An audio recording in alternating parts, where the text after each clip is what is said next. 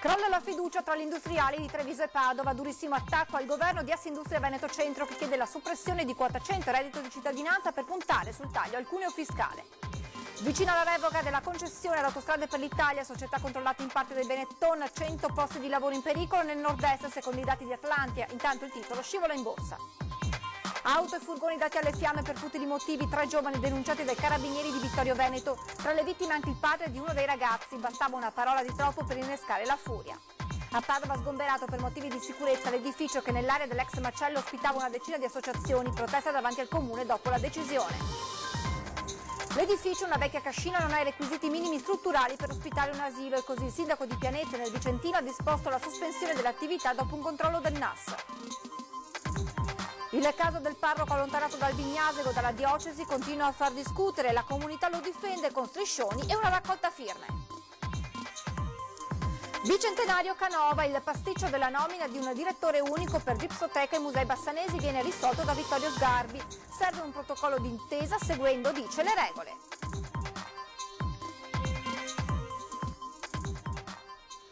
Telespettatori di Antenna 3, buonasera, ben ritrovati con l'edizione regionale dei nostri telegiornali. In primo piano dunque lo avete sentito, l'economia perché crolla la fiducia tra gli industriali di Treviso e Padova, sono numeri shock quelli diffusi da Assindustria Veneto Centro che chiede la soppressione di quota 100 e reddito di cittadinanza per puntare sul taglio al cuneo fiscale, usa parole forti la presidente piovesana. Produzione e ordini piatti, quadro internazionale tossico dalla Brexit all'Iran, ma soprattutto crollo verticale della fiducia. È una fotografia impietosa quella scattata da Assindustria Veneto Centro, reduce da un'analisi a campione su ben 576 aziende tra Treviso e Padova. A sostenere che il 2020 sarà un anno incerto sono più di 7 imprenditori su 10, per gli altri sarà negativo, fatta eccezione per pochi inguaribili ottimisti, il 6%, il minimo dall'inizio della rilevazione nel 2017. Per la numero 1 degli industriali sale lo spread della sfiducia. Il vero spread è la sfiducia, ovvero sia noi parliamo sempre dal punto di vista finanziario di spread, ma quel differenziale che di fatto muove l'economia è rappresentato appunto dalla fiducia. Addirittura di ultima chiamata per l'industria parla il vice di Piovesana, il padovano Massimo Finco. Siamo tornati a crescita zero, ma la politica parla d'altro, tuona contro i palazzi del potere. Da qui la proposta immediata al governo, stop a quota 100 e reddito di cittadinanza per finanziare un drastico taglio al cuneo fiscale. Noi pensiamo che serve effettivamente un ripensare a quelle che sono state le politiche e le iniziative che il governo ha fatto in questi ultimi anni e rivedere invece questi temi che riguardano l'assistenzialismo per invece spostarli su quello che è il reddito da lavoro. Tornando all'indagine, preoccupa il mercato interno, regge invece l'estero. Certo, la recessione tedesca nell'auto fa paura, così come la guerra dei dazi. Sul fronte del lavoro la maggioranza prevede una sostanziale stabilità dei livelli occupazionali. 1 su 3 comunque dichiara di voler assumere, fermi al palo gli investimenti. E a proposito di reddito di cittadinanza, scatta la fase 2 che coinvolge direttamente i comuni, ma non mancano le polemiche. Il caos regna assoluto. Parliamo del reddito di cittadinanza, fase 2, quella in cui dovrebbero essere coinvolti direttamente i comuni. Un dato per ora è certo, le domande pervenute nei 37 comuni dell'ex ULSS 9 sono 2.366, di cui 860 circa sono le persone che dovrebbero essere impiegate in lavori socialmente utili, ma qualcosa non torna. Il decreto attuativo riguardo a cosa i comuni devono fare, quindi il progetto sociale da proporre a questi casi, è uscito l'8 di gennaio e quindi adesso i comuni dovranno iniziare a fare la progettazione. Forse non è stata pensata nel giusto ordine cronologico e probabilmente anche su questo fronte bisognava fare tesoro di quella che era l'esperienza, bisognava sentire i comuni in primis e non calare le misure dall'alto ma costruirle dal basso, con chi vive ogni giorno con le difficoltà e conosce bene gli utenti. Al momento non ci sono dati scorporati, spiega Tessarolo, non si sa quanti utenti siano in carico ai singoli comuni. comuni. Ma le amministrazioni dovranno prima o poi iniziare a fare una progettazione. Su come impiegare questi utenti però c'è ancora molta confusione. È chiaro che la difficoltà dei comuni ora sarà quella di valutare per ogni singolo profilo l'adeguatezza ad un'attività rispetto ad un'altra e quindi trovare anche le posizioni utili, aprire le posizioni utili al profilo del soggetto. Se i comuni non aprono progetti sociali, il percettore comunque riceve il reddito di cittadinanza, però chiaramente lo riceve, diventa una misura del tutto assistenziale. Insomma, fase 2 scattata, ma manca ancora più di qualche informazione per attuarla. Sindacati da sempre più titubanti. Sul fronte lavorativo i problemi non mancano. Da quello che riscontriamo proprio dalla viva voce di chi si è presentato per il rinnovo dell'ISEE, ci dicono che sono momentaneamente ancora a casa e quindi la seconda fase, il proseguo diciamo, di questo reddito di cittadinanza ancora non si è concretizzato. Sono circa 100 i lavoratori a nord-est che con la revoca della concessione ad Autostrade per l'Italia rischiano il posto di lavoro. Sugli scudi sindacati, mentre la famiglia Benetton mantiene la linea del silenzio.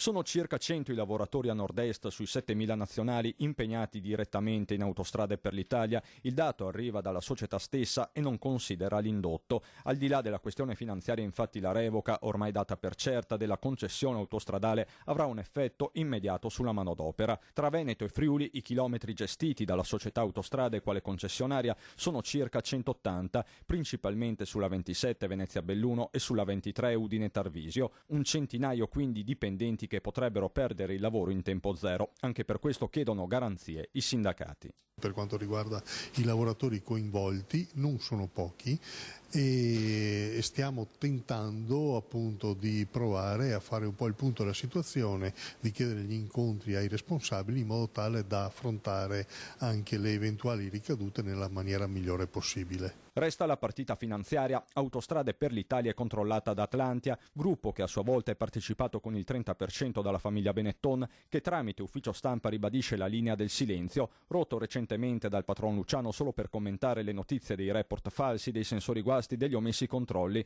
Con una lettera aperta su alcune testate nazionali, Benetton aveva definito il management non idoneo. Con la revoca della concessione, Atlantia nel suo complesso non sarebbe però a rischio fallimento. Certo, si aprirebbe un biennio di pesante ristrutturazione e i segnali in borsa continuano a non essere buoni. Sempre sul fronte viabilità c'è da registrare l'atteso che del Premier Conte alla riclassificazione di oltre 700 km di strade regionali venete, una firma che permette l'entrata di ANAS in Veneto Strade con una disponibilità di 100 milioni di euro nel prossimo triennio. La firma sblocca di fatto anche l'iter per alcune opere viarie fondamentali come il quarto lotto della tangenziale di Treviso. La cronaca: 3 incendi ad altrettante vetture che inizialmente non sembravano collegati tra loro, ma che le indagini dei carabinieri di Vittorio Veneto hanno portato alla luce essere opera della stessa mano. Una sorta di ripicca per dei torti di varia natura subiti. Questi motivi che avrebbero portato agli incendi di 3 auto tra fine dicembre 2018 e i primi mesi 2019, per i quali i carabinieri di Vittorio Veneto hanno denunciato 3 giovani, un 22enne russo residente a Miane e un 23enne montebellunese, anch'egli residente a Miane, entrambi con precedenti per furto, e un 22enne polacco incensurato. Il reato contestato è incendio doloso continuato in concorso. Gli indagati sarebbero riconducibili a 3 episodi incendiari ai danni di autovetture accaduti a Miane, Pieve di Soligo e parcheggio multipiano di Vittorio Veneto. Le prime verifiche riconducevano i roghi, che complessivamente coinvolsero 5 mezzi, alla pista dolosa. In 2 casi le telecamere di videosorveglianza immortalavano 2 persone scendere da un'auto e dopo un sopralluogo in zona cospargere con del liquido l'auto, presa di mira dandole poi fuoco. Dopo l'episodio di Vittorio Veneto prendono il via le indagini che permettono di risalire alla targa dell'auto dalla quale si vedevano scendere i 2 uomini prima degli incendi. Il proprietario, cittadino russo, cercando tra le sue frequentazioni si arriva al 23enne italiano. Le abitazioni dei 2 vengono poi perquisite. Nell'abitazione di un soggetto sono stati rinvenuti un giubbotto e delle scarpe bianche simili a quelli che si vedono nelle immagini del sistema di videosorveglianza, oltre a una tanica da 20 litri, mentre nell'altro soggetto sono stati trovati degli oggetti anche compatibili con gli episodi che hanno portato agli incendi.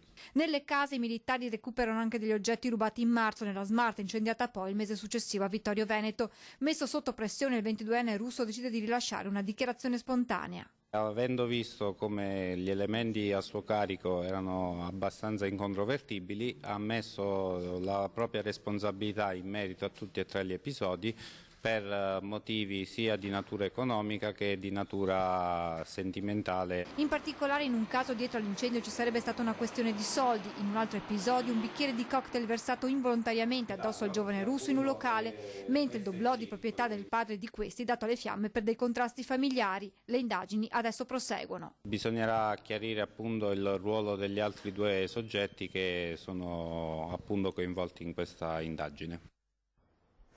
Ci spostiamo a Padova con lo sgombero per motivi di sicurezza dell'edificio che nell'area dell'ex macello ospitava una decina di associazioni. Il blitz si è svolto alla presenza di polizia e carabinieri. Polizia e carabinieri in tenuta antisommossa hanno affiancato questa mattina i tecnici del comune, i vigili del fuoco e la polizia locale, impegnati a sgomberare alcuni locali dell'ex macello in via Cornaro, nella zona dell'ospedale civile. Da tempo alcune stanze del complesso erano occupate durante il giorno da associazioni, ma le perizie dei tecnici comunali non lasciavano dubbi. Ufficialmente sono 10 associazioni, quindi saremo un gruppo di quasi 200 persone fra le varie associazioni. Le stanze erano inagibili, a rischio crollo la struttura. Il sindaco ha firmato così un'ordinanza di sgombero, troppi pericoli e pesanti la responsabilità in caso di crollo. Questo fuoriuscire da quell'area in cui noi gravitiamo e agiamo da 45 anni non fosse definitivo, e quindi stiamo cercando di avere questo, cioè il fatto che resi agibili col nostro contributo quegli spazi rientriamo noi. E ci è sembrato di avere delle aperture da parte dell'amministratore. Il blitz è scattato nelle prime ore del mattino. I vigili del fuoco si sono occupati dello smontaggio della cucina in sicurezza. L'operazione è avvenuta senza tensioni ma con disagi al traffico, che è stato temporaneamente deviato. All'esterno una trentina di appartenenti alle associazioni, preludio delle proteste politiche che si sono scatenate nel corso della giornata. E subito dopo lo sgombero è scattata la protesta davanti al comune delle associazioni che operavano al suo interno, e la decisione del sindaco di ordinare lo sgombero è stata fortemente contestata da una parte della maggioranza. La CLAC deve ritornare nello spazio storico in cui è sempre stata e per continuare la sua attività sociale nei confronti della città. Il presidio sotto le finestre di Palazzo Moroni. La protesta segue lo sgombero dei locali dell'ex macello, occupata da una decina di associazioni raggruppate sotto la sigla CLAC, Comunità Libere Associazioni Culturali. Qui non si tratta di sgomberare un locale per motivi ideologici, ma agire per motivi palesi di sicurezza, ha dichiarato in una nota il sindaco Giordani, che con un'ordinanza aveva fatto scattare lo sgombero. Una decisione che potrebbe avere ripercussioni sulla sua maggioranza, visto che le modalità con cui è avvenuto lo sgombero, con finestre e porte murate sotto l'occhio vigile della polizia, sono state aspramente criticate da Coalizione Civica, che nulla sapeva della decisione di sgomberare lo stabile di via Cornaro. Il vice sindaco Lorenzoni insieme all'assessore Nalin sono scesi dai loro uffici per incontrare i manifestanti. L'immobile aveva dei problemi di agibilità, ha dei problemi di agibilità e non poteva essere utilizzato senza delle responsabilità molto forti da parte dei dirigenti che hanno la responsabilità per la custodia, diciamo così, del patrimonio del comune. Quindi questo l'avevamo comunicato da tempo, che era necessario trovare una soluzione diversa. Riteniamo e ribadiamo che questa modalità per noi non va bene. Non la modalità proprio il fatto che la violenza con cui è avvenuta e il fatto che noi non fossimo a conoscenza di questa cosa. Da tempo era stato avviato un percorso di discussione per trovare una soluzione sull'ex macello, e intanto una delegazione di manifestanti accompagnati dal consigliere comunale di Coalizione Civica Ferro è stato ricevuto dall'assessore Michalizzi. Vogliamo che venga fatta una sperimentazione e una valorizzazione di quell'area, rimettendo in funzione il più breve tempo possibile con un percorso partecipato, ma l'obiettivo è quello di lasciare quell'area crescere. Permane il tavolo di dialogo con le associazioni su due punti in modo particolare: quello della salvaguardia delle attività che le associazioni lì dentro svolgono. Il secondo punto è anche su una progettualità comune di quell'area per il futuro, che richiede grandi investimenti. Dopo un controllo dei carabinieri, il sindaco di Pianezza, in provincia di Vicenza, ha deciso di sospendere l'attività di un asilo in paese. Troppe inadempienze dal punto di vista della sicurezza e igienico. Si chiamano asili nel bosco e sono le nuove realtà educative che propongono alle famiglie e ai bambini una serie di attività a contatto con la natura e con la ruralità. Fin qui tutto bene, ma quando mancano i presupposti di igiene e di sicurezza per i bambini, scattano ispezioni e provvedimenti.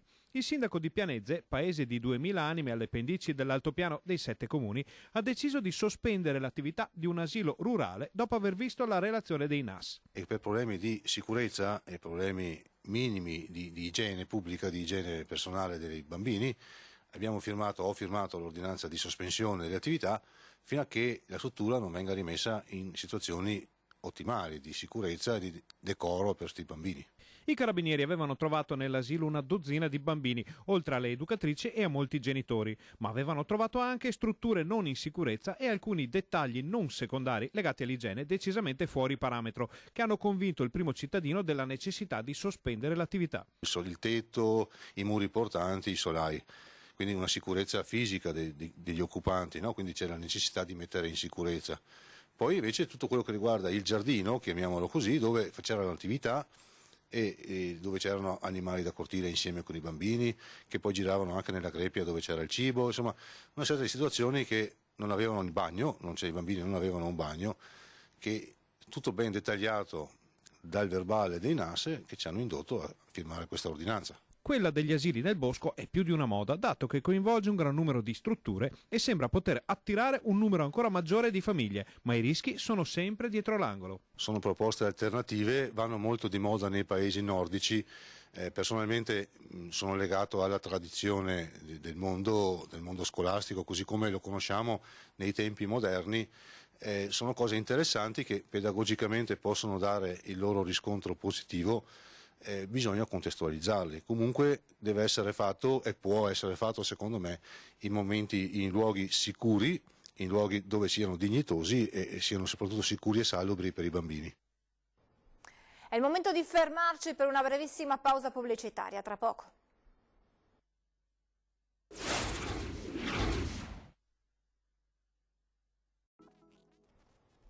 Rieccoci in diretta perché sta facendo discutere e non poco il caso del parroco allontanato da Albignasego dalla diocesi che lo accusa di non aver rispettato il celibato, ma la comunità lo difende.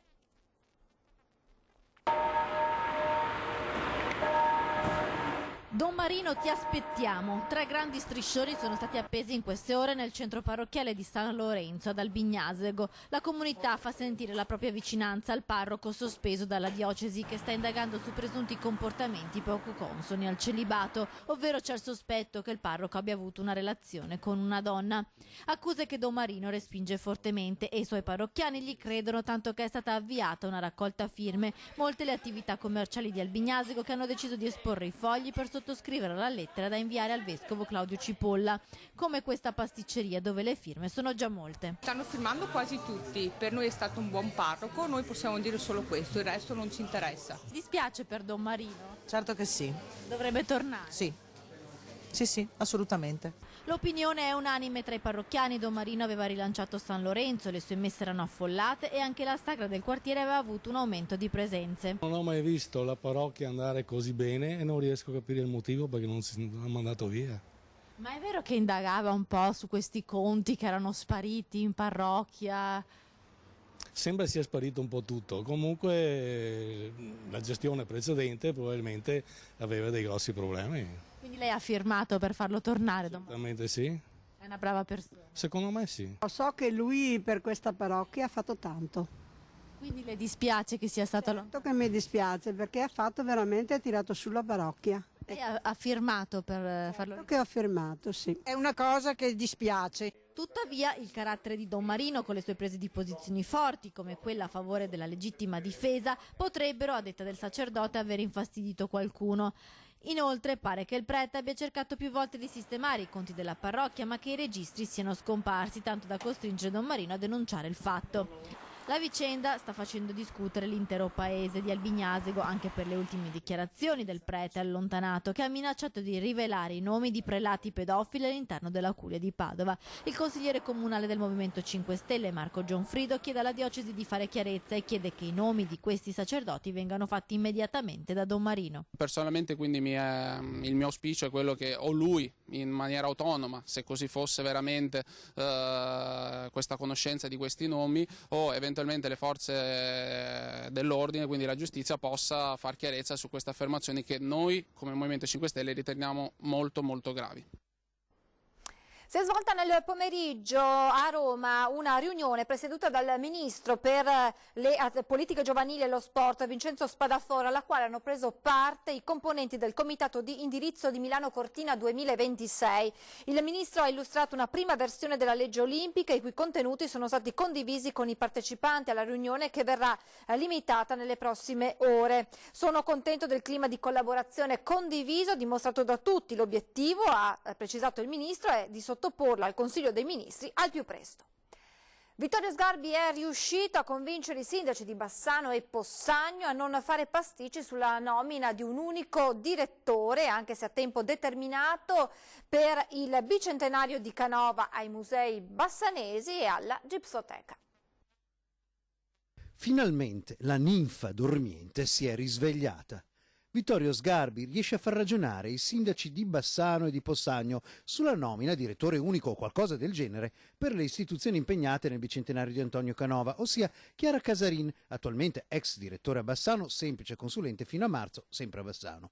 Ci è voluto tutto il suo prestigio, con tanto di esplicite minacce di dimissioni, per mettere in riga il sindaco di Possagno, che aveva osato scavalcarlo, e per far capire a Elena Pavan che senza un protocollo e regole certe del progetto Casarin direttore in pectore a termine non si sarebbe andati da nessuna parte. È evidente che c'era un paradosso logico. Non essendo direttrice di Bassano, ma soltanto consulente, la sua nomina può essere ratificata solo da un concorso. È chiaro che può fare la consulente per un anno e mezzo su incarico del sindaco, ma quell'incarico è a termine. Quindi lei avrebbe la funzione di direttore a Possagno e direttore a Bassano all'interno di un protocollo che garantisca che Bassano indica lei per un tempo determinato. È talmente chiaro, cioè soltanto dei folli potevano non capirlo. Come fai a fare un bidirettore se uno non è direttore di un museo e deve diventarlo di un altro senza esserlo del primo? Insomma, c'è voluta alla fine tutta l'esperienza e la competenza di Sgarbi e la voglia di non mettere nei guai i sindaci dei due comuni e soprattutto la povera Chiara Casarin, messa in mezzo da un gigantesco pasticcio burocratico, per venirne fuori. Il tema dell'ingerenza della politica non è di per sé negativo, è che può portare o a una cosa irregolare a Bassano o all'arresto del sindaco di Possagno. Questa è una delle ipotesi che noi stiamo valutando. Io, per salvare il sindaco di Bassano dall'arresto, gli ho detto perché tu mi devi spiegare perché nomini la Casarin. Se ti dice Bassano che te la garantisce, la puoi nominare, ma se non te la garantisce, te la nomini perché? Quindi qui è un profilo diverso, non è quello che può fare il sindaco, è il rischio che corre un sindaco, anche nella sua totale autonomia, di superare e scavalcare il CDA come aveva fatto, non dire nulla a me, che uno può anche dire Sgarbi se ne frega, e fare una nomina senza l'accordo con Bassano. E quindi abbiamo salvato il culo al sindaco di Possagno. Nella delicatissima vicenda, risolta solo a tarda sera con un protocollo piuttosto complesso su un accordo tra i musei di Bassano e la Gipsoteca di Possagno, Sgarbi racconta anche di aver dovuto convincere Elena Pavan. E l'ho convinta che non poteva, come dire, noi nominiamo, dopodiché tu fai quello che vuoi. No, prima facciamo un protocollo e stabiliamo che quello che facciamo lo facciamo, come dire, d'accordo, cioè è un'intesa simmetrica, no? Non che c'è una nomina. Prima lo nominate voi, perché mi sembra giocare a nascondino, prima lo nominiamo noi, dopo facciamo forse anche noi, come facciamo fuori? Dobbiamo essere certi che lo facciate, insomma. Quindi, vabbè, comunque mi pare risolto. Ora speriamo che i pasticci delle amministrazioni comunali siano finiti e che si permetta a Sgarbi e alla Casarin di lavorare bene come sanno fare per celebrare Canova degnamente. Lo meritano le terre canoviane di fronte al mondo. Storica affermazione per il pilota bellunese di freestyle Leonardo Fini, che sarà il primo e unico europeo selezionato agli X Games di fine gennaio ad Aspen in Colorado per il miglior salto in snowbike. Leonardo Fini cavalcherà una Kawasaki KX 450 equipaggiata con un kit che la trasforma appunto in snowbike. Grande soddisfazione per il pilota del team bellunese Dabut, che a livello internazionale ha chiuso il campionato della scorsa stagione classificandosi al 7° posto. Vi ricordo l'appuntamento con 20:10, in studio questa sera l'assessore alla cultura della Regione Veneto Cristiano Corazzari. Ci fermiamo qui, adesso previsioni del tempo, grazie per averci seguito e buona serata.